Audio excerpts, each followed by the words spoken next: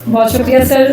تقریب اپنے اختتام کی جانب گامزن ہے. ہمارے اگلے مہمان مقرر سلیم ناز صاحب سینئر صحافی ہیں. ویسے تو ان کا تعارف پورے خیز اختر صاحب نے بھی کروا دیا. شاعر ہیں, روزنامہ نوائے وقت ملتان میں بڑے عرصے تک بطور میگزین ایڈیٹر اور ایڈیٹوریل ایڈیٹر کے فرائض سر انجام دیتے رہے.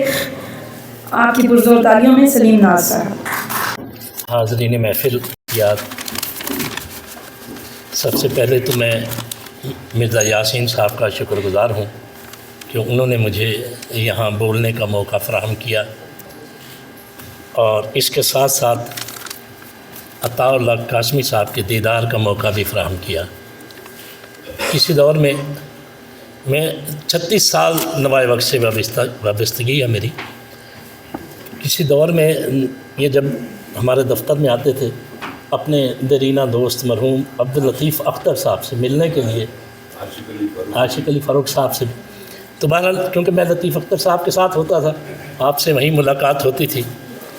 اور ان کے جانے کے بعد لطیف اختر صاحب ان کی زمانہ طالب علم کی کہانیاں سناتے، جو مہمات بھی ہوتی تھیں، مہماتی بھی ہوتی تھیں اور جذباتی بھی، لیکن میں وہ کہانیاں یہاں پیش کرنے سے قاصر ہوں. لیکن ان کہانیوں میں ہم ایسے ڈوبتے کہ ہم بعض اوقات مضمون کی سرخی نکالنا بھی بھول جاتے. آپ کو پتہ ہے کہ مضمون کی سرخی ہو یا اخبار کی سرخی ہو یا خاتون کے ہونٹوں پہ لگی ہوئی سرخی ہو، وہ سب کی توجہ کا مرکز بنتی ہے.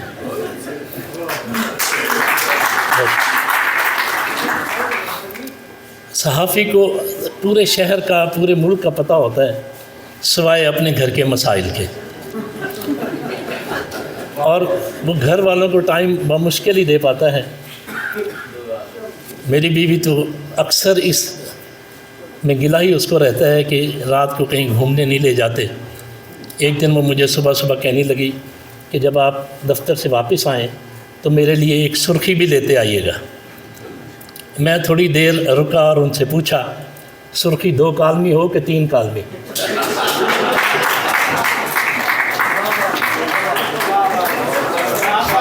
سر تھینک یو.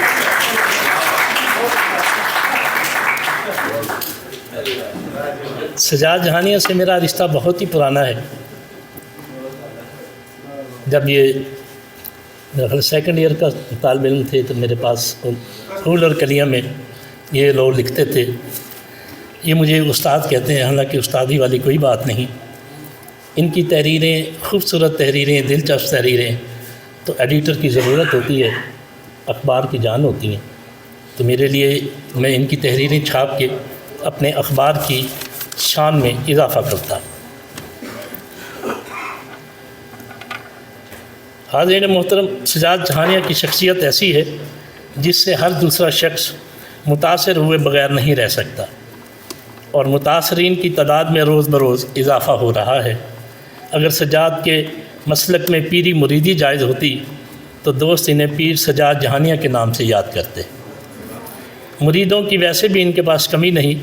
ملک فیاض امان ہوں، رانا تصویر ہوں، طاہر نواز ہوں، عثمان مغل صاحب ہوں، مرزا یاسین صاحب ہوں، افضل عاجز جیسے مرید ہوں، تو ان کو اپنی انفارمیشن کا دفتر آستانہ جہانیہ کے نام سے رکھ لینا چاہیے، کیونکہ اکثر ان کے مریدین کا وہاں جھمگھٹا دیکھنے کو ملتا ہے.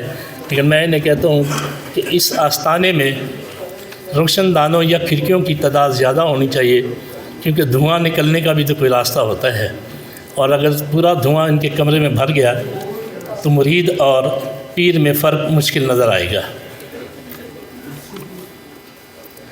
حاضرین محترم، کسی بھی کتاب کی رونمائی ہو یا تقریب پذیرائی، مقصد کتاب اور ان کی تخلیقات کو خراج تحسین پیش کرنا ہوتا ہے. آج کی تقریب میں سجاد جہانیہ کے لیے تعریف کے پل اس لیے نہیں باندھوں گا کہ انہیں منہ پر تعریف کرنا اچھا نہیں لگتا، اور تنقیدی جائزہ اس لیے نہیں بیان کر سکتا کہ میں اس کتاب میں صرف 2 خوبیاں تلاش کر سکا ہوں. ایک مجھے راستے میں بھول گئی ہے اور ایک سٹیج پہ آ کے یاد نہیں آ رہی.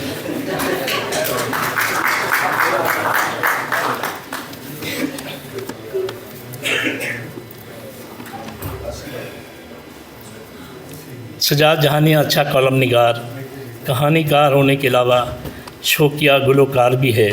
अगर किसी तकरीब में इनसे गाने की फरमाइश कर दी जाए तो बेगम साहबा की मौजूदगी में भी मुझसे पहली सी मोहब्बत मेरे महबूब न मांग सुनाने से गुरेज नहीं करता।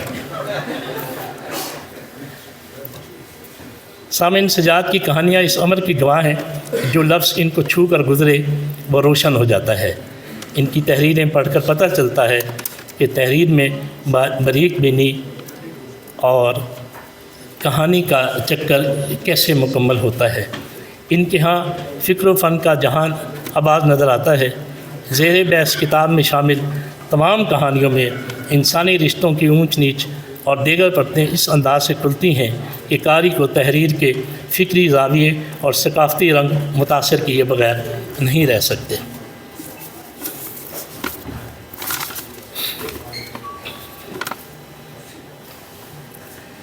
हाज़रीन मोहतरम, मुझे आज इस बात की खुशी है कि मेरे दो भाई सजाद जहानिया, गुल नफ़ीस अख्तर यहाँ स्टेज पर मौजूद हैं और इनकी एक दरीना ख्वाहिश पूरी हो रही है कि ये अताउल्ला कासमी साहब के पहलू में बैठे हैं।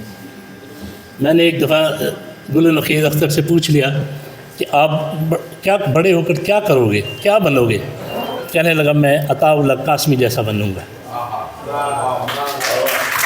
मैंने इसकी तरफ गौर से देखा तो कहने लगे, अंदाज़ा करें, क्या मैं कासमी साहब की तरह खुशशक्ल नहीं हूँ? क्या मैं उनकी तरह कह नहीं लगाता? क्या मैं सिनफ़ नाज़ुक को देख कर उनसे गुफ्तगू करने की तरफ माइल नहीं होता? अब रही बात एक कॉलम निगारी की, मज़ाक की, तो वो भी मैं इंशाअल्लाह लिख लूँगा।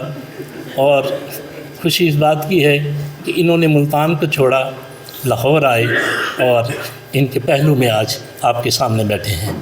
मैं समझता हूँ अगर ये मुल्तान में रहते तो शायद इतने बड़े मज़ाह निगार ना होते। असगर नदीम सैयद साहब मेरे मुल्तान से ताल्लुक़ रखते हैं। इन्हें जब ज़ियाउल हक़ ने लाहौर भेजा तो मैं उसे फर्स्ट ईयर में पढ़ता था, तो इनको लाहौर भेजना वो कुब्बे को लात पड़ने वाली बात साबित हुई कि ये एक अच्छे ड्रामा निगार के तौर पर बैनुल-अक़वामी शोहरत याफ्ता हमारे सामने आए और हमारे मुल्तान की पहचान बने।